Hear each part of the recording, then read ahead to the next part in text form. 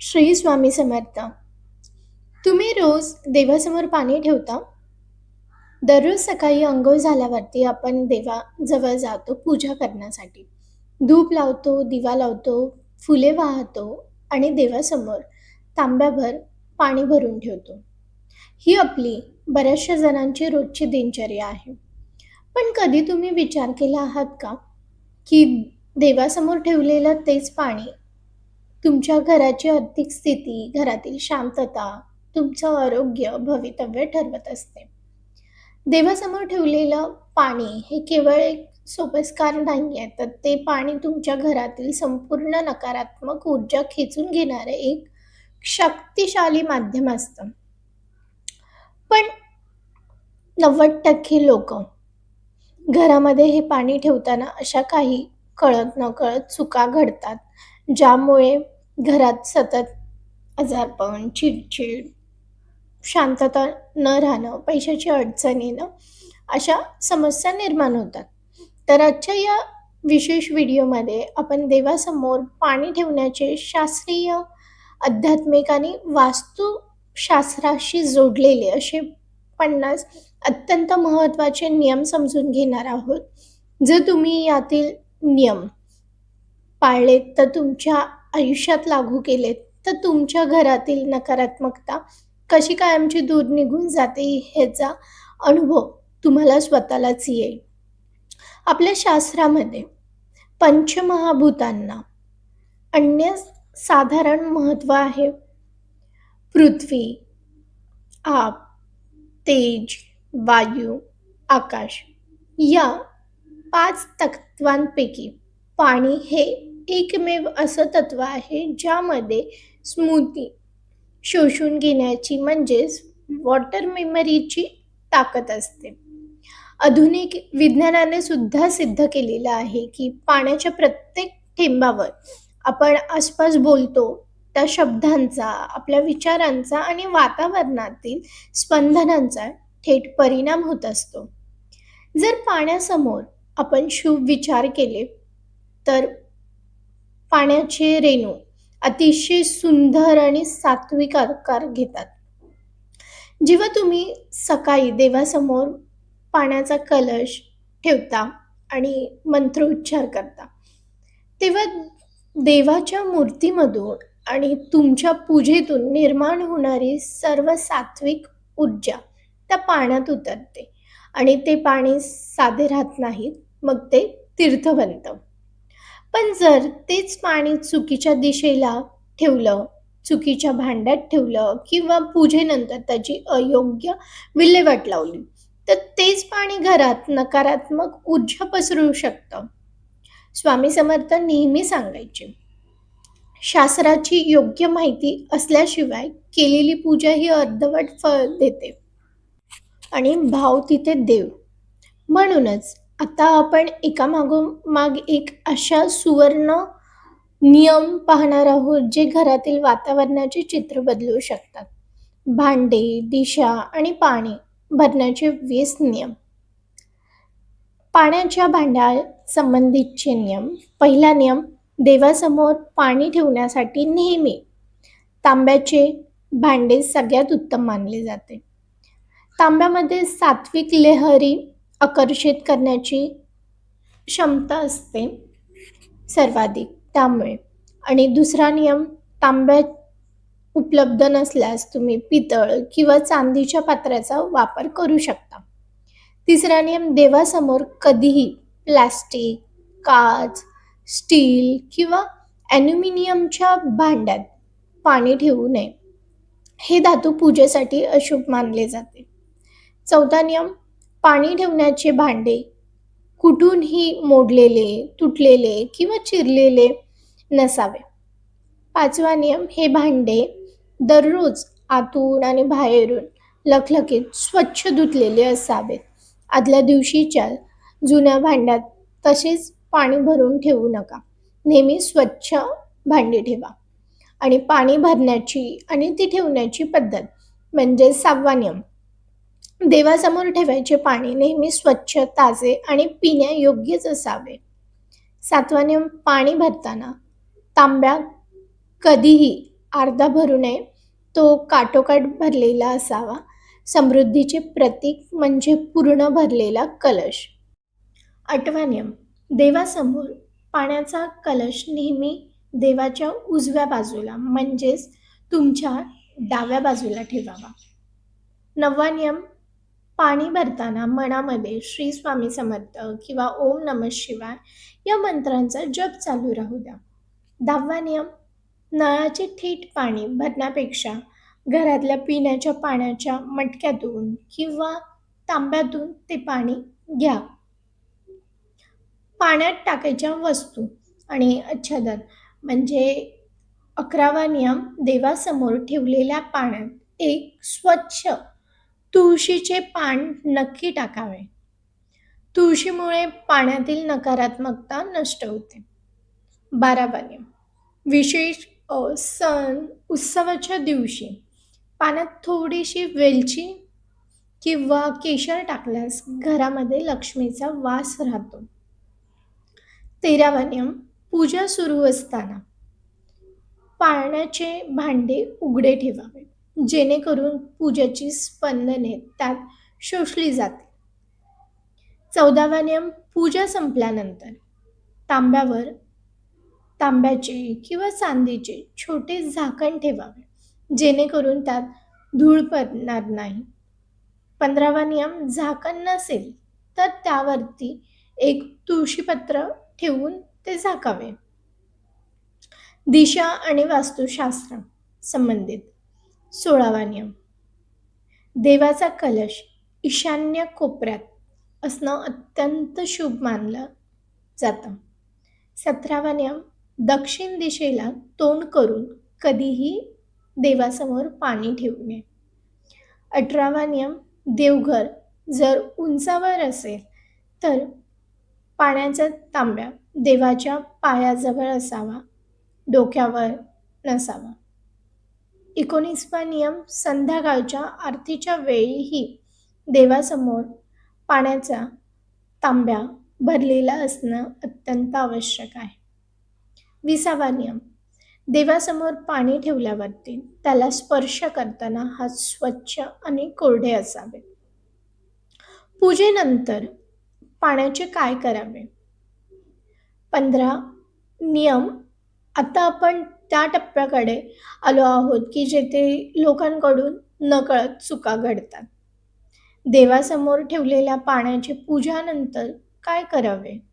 तर अनेक महिला हे पाणी दुसऱ्या दिवशी सकाळी सिंकमध्ये किंवा नाल्यात कुठेही टाकून देतात. तर हे वास्तुशास्त्रातील सगळ्यात मोठी चूक आहे. देवासमोर रात्रभर राहिलेलं पाणी हे साधं पाणी नसून देवाचा प्रसाद असतो. तर यासोबतच 15 महत्त्वाचे नियम याबद्दलचे. 21वा नियम, देवासमोर रात्रभर ठेवलेले पाणी दुसऱ्या दिवशी सकाळी तीर्थ म्हणून घरातील सर्व सदस्यांनी प्राशन करावे. 22वा नियम, हे तीर्थ प्राशन करताना उजव्या हाताच्या तळहातावर घेऊन श्री स्वामी समर्थ मंत्राचा जप करा किंवा तुमच्या इष्टदेवतेचा जप करा.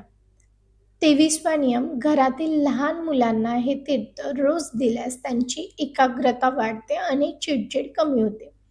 24वा नियम, जर पाणी जास्त असेल तर ते घरातील तुळशीच्या रोपाला किंवा पिंपळाच्या झाडाला अर्पण करावे.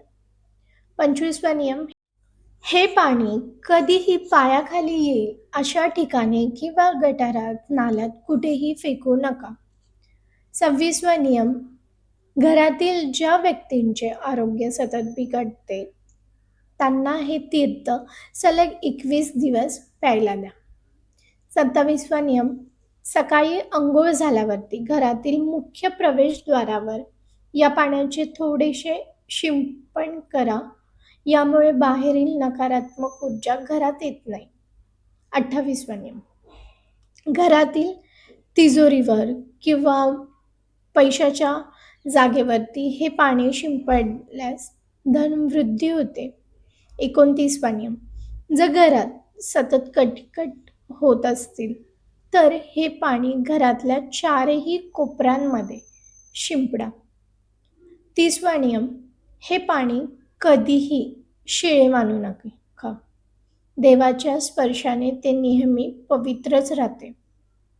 31वा नियम, प्रवासाला निघण्यापूर्वी हे तीर्थ प्राशन करून निघाल्यास कार्यात यश मिळते. 32वा नियम, रात्री झोपण्यापूर्वी जर भीतीदायक स्वप्ने पडत असतील तर हे पाणी उशाशी ठेवून सकाळी ते झाडाला टाका.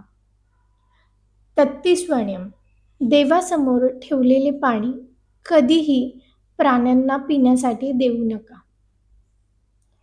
34वा नियम, हे पाणी स्वयंपाकात वापरू नये.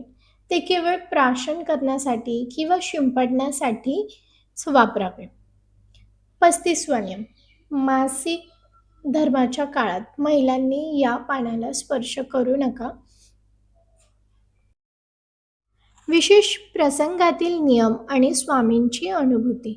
स्वामी समर्थांच्या दरबारामध्ये अनेक भक्तांना केवळ या पाण्याचा वापर करून मोठे चमत्कार अनुभवायला मिळालेले आहेत. आणि आपण पूर्वी देखील पाहायचो की अंगारा आणि अभिमंत्रित पाणी हे कोणत्याही व्याधीवरती चांगलं चमत्काराचं काम करायचं. आणि स्वामी महाराजांनी देखील अनेकदा आपल्या भक्तांच्या व्याधी केवळ अंगारा आणि अभिमंत्रित तीर्थ देऊनच बऱ्या केलेल्या आहेत. तर 36वा नियम, ग्रहण काळात देवासमोर ठेवलेल्या पाण्यात तुळशीचे पान नक्की असावे, जेणेकरून ग्रहणाचा जो नकारात्मक प्रभाव आहे तो पडत नाही. 37वा नियम, घरात कोणी जर आजारी असेल तर देवासमोर तांब्याभर पाणी ठेवून तारक मंत्राचे 11 वेळा पठण करावे आणि ते पाणी आजारी व्यक्तींना प्यायला द्यावे.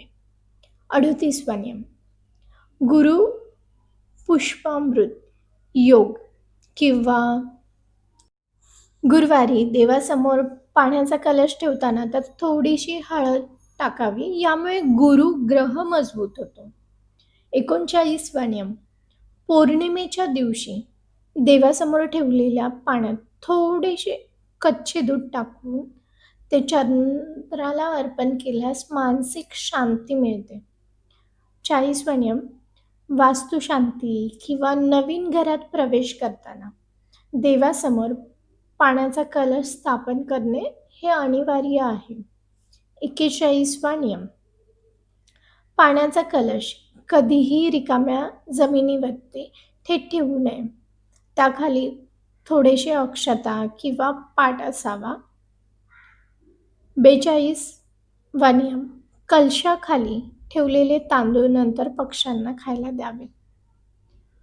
43वा नियम, जर पाणी उघडे राहून त्यात काही कीटक किंवा धूळ पडली असेल तर ते पाणी झाडामध्ये टाकावे आणि देवाची क्षमा मागून नवीन पाणी त्या ठिकाणी ठेवावे. 44वा नियम, देवासमोर रोज पाणी बदलणं हे शिस्त आणि भक्तीचे प्रतीक आहे. 45वा नियम, पाणी ठेवताना मनात कोणताही राग किंवा द्वेष नसावा. 46वा नियम, देवासमोर पाण्याचा तांब्या ठेवल्याने देवाचे आचमन पूर्ण होते अशी धार्मिक मान्यता आहे. 47वा नियम, घरात वास्तुदोष असल्यास रोज सकाळी देवासमोर पाण्याचा तांब्या भरून ठेवल्याने वास्तुदोषाचा प्रभाव 50% कमी होण्याची शक्यता आहे. तसेच 48वा नियम, पाण्याचा तांब्या कधीही उपडा उलटा ठेवू नये. 39वा नियम, स्वामी समर्थांच्या फोटोसमोर पाणी ठेवताना भिवू नकोस, मी तुझ्या पाठीशी आहे या वाक्याचे स्मरण करा, स्वामींचा मंत्र जप करा. 50वा नियम सगळ्यात महत्त्वाचा, हे सर्व नियम पाळताना मनात अढळ श्रद्धा आणि भाव असणं अत्यंत आवश्यक आहे. तर आज आपण देवासमोर ठेवल्या जाणाऱ्या पाण्याबद्दलचे 50 अत्यंत महत्त्वाचे नियम समजून घेतले आहेत. अध्यात्म ही कोणतीही अंधश्रद्धा नाही आहे, तर ती आपल्या पूर्वजांनी आणि ऋषीमुनींनी आखून दिलेलं एक सुंदर आणि वैज्ञानिक जीवनशैली आहे. जेव्हा आपण या छोट्या-छोट्या गोष्टींची काळजी घ्यायला लागतो ना, तेव्हा तुमच्या घरातील वातावरण बदलू लागेल आणि घरातील कटकटी कमी होतील. स्वामींच्या कृपेने घरामध्ये आनंद आणि समृद्धीचा वास राहील. तर या काही नियमांचे नक्की पालन करा आणि जर ही माहिती तुम्हाला उपयुक्त वाटली असेल, तर हा व्हिडिओ तुमच्या फ्रेंड सर्कलमध्ये, फॅमिलीमध्ये, नातेवाईकांमध्ये एका स्वामी भक्तापर्यंत जरूर पोहोचवा, जेणेकरून त्यांना देखील माहिती मिळेल. आणि जर तुम्ही चॅनलवरती नवीन असाल, तर चॅनलला सबस्क्राईब जरूर करा, अशीच उपयुक्त माहिती मिळण्यासाठी. आपण लवकरच भेटूया पुढील व्हिडिओमध्ये. तोपर्यंत श्री स्वामी समर्थ.